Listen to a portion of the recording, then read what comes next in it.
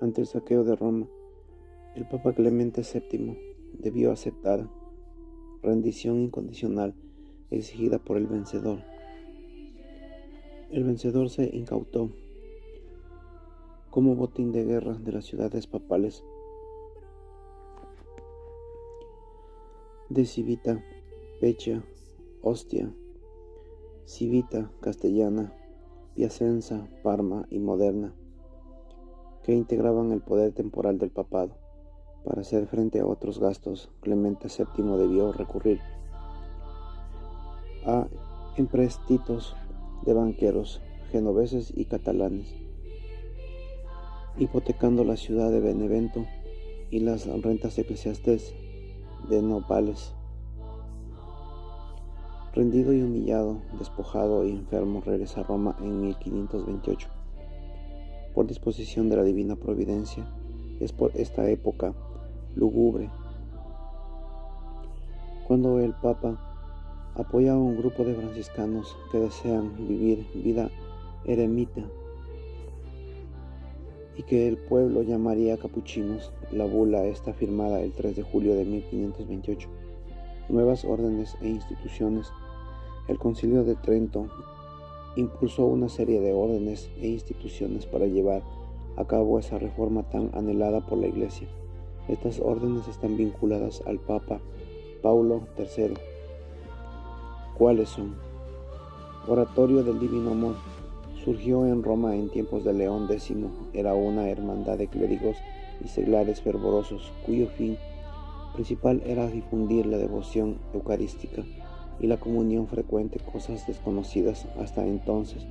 Estos grupos de oración se extendieron por Génova, Vicenza y Venecia. Impulsaron este oratorio los cardenales Pedro Carafa, Sadoleto y San Cayetano. Tiene más que orden en su movimiento espiritual. Los teatinos son ya una orden. Sus fundadores fueron el cardenal Pedro Carafa y San Cayetano. Se llamaron teatinos porque así se llamaba el pueblo dado en Carafa. Era obispo de Teate. Esta orden estaba constituida por clérigos reformados, no adaptaban normas monacales y se consagraban al pastoreo, a la grey alejada. Su vida sacerdotal santa y extendió rápidamente a tal punto que Santa Teresa de Jesús dice ser amigos de los teatinos. Barnabitas, su fundador fue San Antonio María Zacarías, 1502 a 1539. Es orden de clérigos regulares. Su finalidad era la instrucción religiosa del pueblo y la educación juvenil. Fueron aprobados por Clemente VII en 1533. Desarrollaron su actividad en el norte de Italia, donde en donación recibieron el antiguo monasterio de San Bernabé. Barnabás de Milán. Se acrecentó el prestigio de Barnabitas. La figura de San Alejandro Sauli, superior general de la congregación, obispo de Aleria y consejero de San Carlos Borromeo. Capuchinos. La orden franciscana venía sufriendo trastornos disciplinarios en el siglo XV. Con la intervención del Papa León X se lleva a cabo la escinsión franciscana. Unos serán observantes y otros conventuales en 1517.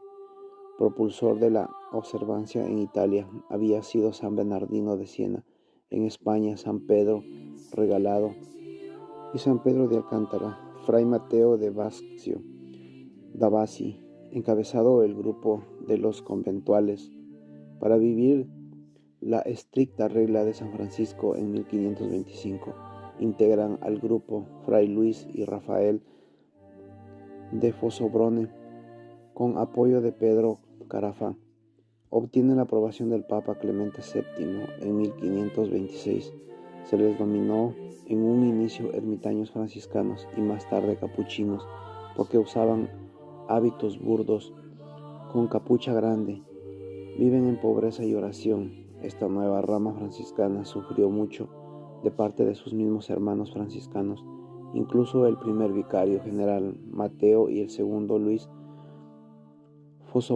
Fosombrone se volvieron a los observantes. El tercer vicario, Bernardino Ochino, descuidó su vida eremita y contemplativa por darse a una actividad asombrosa. Terminó pasándose al protestantismo y huyendo a Suiza. Pero estos contratiempos no detienen el crecimiento de los capuchinos, que pese a todo contaban con el apoyo de los cardenales Contarini, San Severino y el reformador obispo de Verona, Juan Matteo Ghiberti. Se extienden rápidamente por toda Europa en una segunda mitad del siglo XVI y se constituyen desde los albores en los predicadores confesores de Europa y en el apostolado entre la gente sencilla y en las misiones. Demóstenes del pueblo los llamará Lacordaire. Pasadas las tormentas se consolidó la tierra rama y el Papa Paulo V les dio la plena independencia a los conventuales en 1619. Forman desde entonces una nueva rama franciscana junto a los observantes y conventuales. Corría con un verso que reza así: Mateo de Bacio les dio el hábito, Luis de Fosambrone la barba, Bernardino de Asti el espíritu, y el pueblo les puso el nombre. Santa Ángela de Merice funda las Ursulinas en 1537, dedicadas a las obras de educación. Quería salvar a la sociedad, formando a las madres de familia y a los educadores. San Felipe Neri, el oratorio en 1563, constaba de laicos y sacerdotes que se dedicaban sin estructura ni constituciones a rezar, cantar, comentar las escrituras, estudiar la historia de la Iglesia y dedicarse al servicio de los enfermos y peregrinos. Un ejército a las órdenes del Papa, la Compañía de Jesús.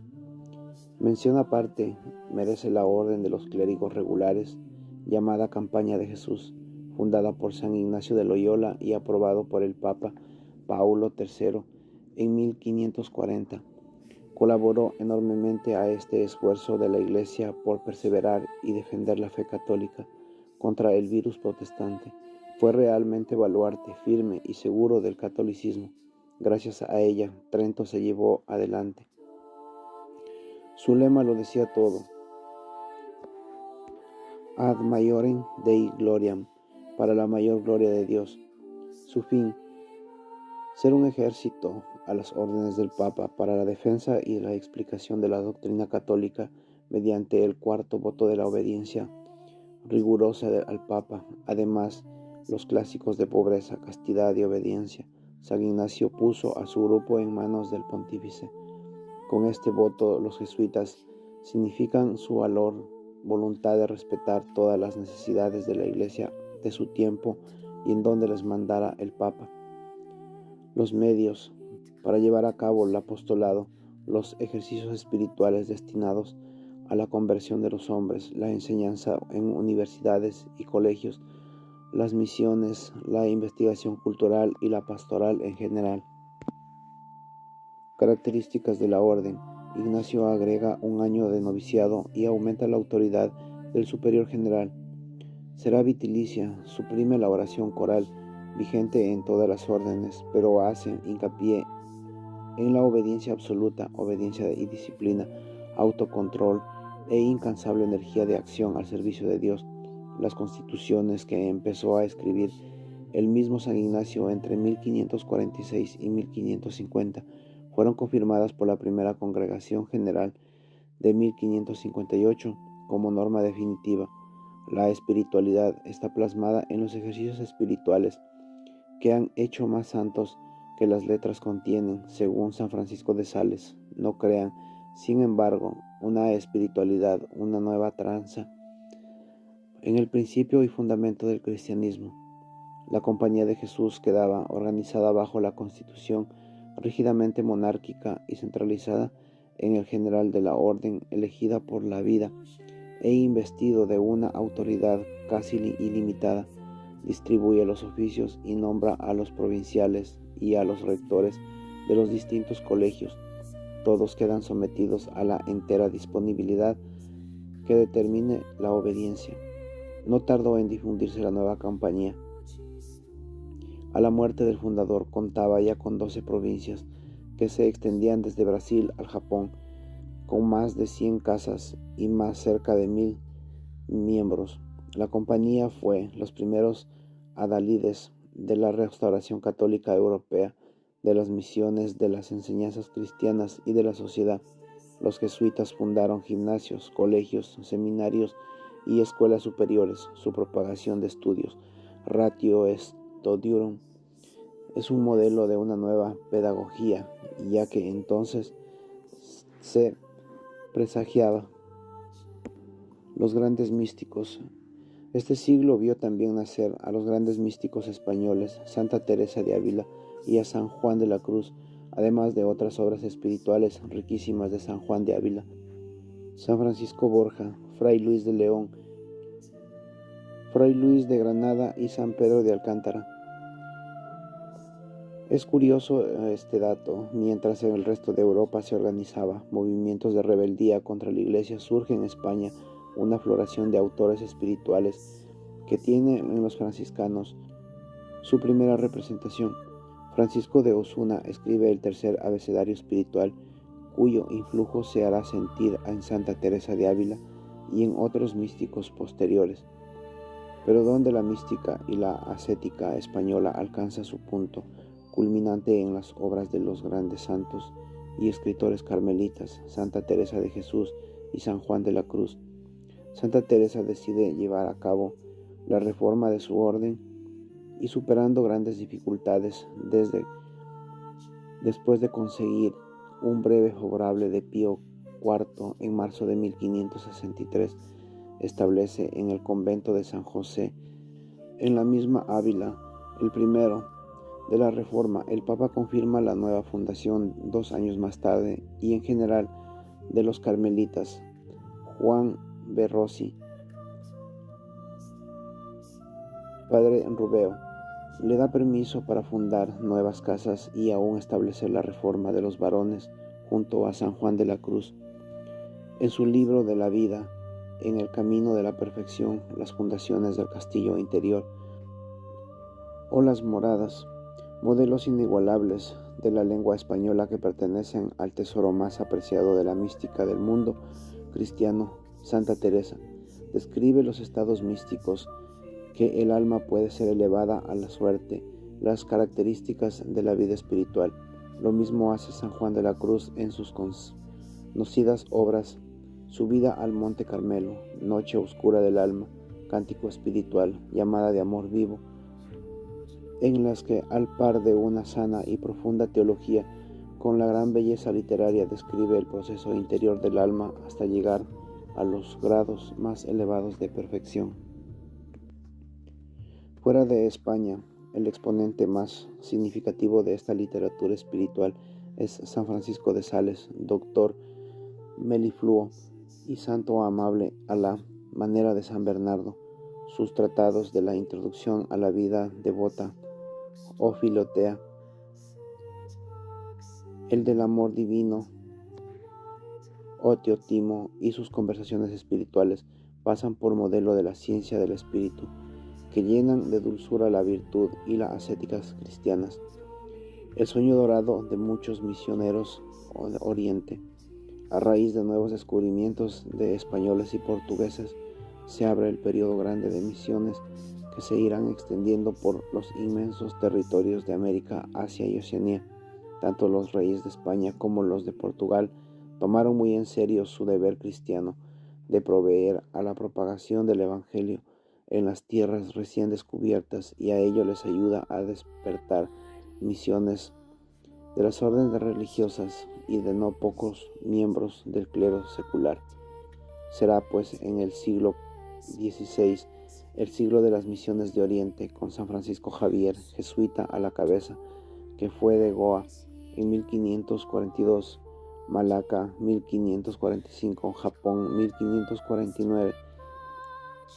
Llegó a la frontera de China en 1552 y convirtió a numerosos asiáticos mediante su apostolado audaz e incansable. Otros jesuitas llegaron en Congo en 1547, a Marruecos en 1549 y a Etiopía en 1555. 100 discípulos de Ignacio llegaron a la India. Paralelamente fueron formándose las respectivas diócesis en territorios asiáticos. Japón contaba con 150,000 conversiones cuando Taiko-sama barrió en este mismo siglo con aquella comunidad católica. América cristiana. Debemos la predicación del Evangelio en el continente americano a los franciscanos, dominicos y agustinos. Principalmente más tarde llegaron los jerónimos y los mercedarios, que cooperaron en la conversión de los naturales. Los jesuitas predicaron a partir de 1571 en Perú y en 1572 la Nueva España. Estos jesuitas se establecieron también en Brasil y fundaron en Paraguay las llamadas reducciones, territorios en que florecieron las nuevas cristianidades, a salvo de los posibles desmanes de los conquistadores, y además era un medio eficaz para la promoción humana y cristiana de los indígenas. La primera reducción data en 1610, llegó a haber hasta 30, donde se agruparon unos 150,000 habitantes. Se organizó una vida totalmente comunitaria sobre las bases cristianas. Cada reducción estaba dirigido por 2 o 3 jesuitas. Todo era común. Se ha llamado la República Comunista Cristiana de los Guaraníes. El Tratado de los Límites de 1550 hizo pasar las reducciones del dominio español al portugués. Los guaraníes resistieron algún tiempo la supresión de los jesuitas. Por presión del gobierno portugués, dio el golpe de gracia a las reducciones en 1768. El clero diocesano, especialmente cuando la Compañía de Jesús lo educó en sus aulas, se encargó de proseguir el asentamiento de la nueva cristiandad. La organización eclesiástica americana fue calcada de la española y de las iglesias universal. Instituyó los cabildos, seminarios, inquisición durante el siglo XVI. Quedaron erigidos 38 diócesis a lo largo del continente. Algunos evangelizadores sobresalientes fueron los siguientes: Fray Julián de Garcés, defensor de la racionalidad de los naturales; Bartolomé de las Casas, defensor acérrimo de la dignidad de estos, enemigo inquebrantable de la encomienda y de la conquista; Fray Toribio de Benavente o Motolinia, muy amado de los naturales; Fray Bernardino de Sahagún, tesonero estudioso de su pasado; el obispo de Vasco, organizador e impulsor de la Sociedad de Tarasca; Pedro de Gante, educador. Varios mártires renegaron con su sangre el territorio americano, entre ellos el obispo Fray Antonio de Valdivieso, dominico, murió a manos de españoles por defender a los indígenas. Sobresalieron también por su labor evangélica Francisco Solano, Antonio de Montesinos, Juan de Zumarraga, Juan del Valle, Pedro Delgado, Domingo Navarrete, José de Anchieta y Manuel de Nobrega.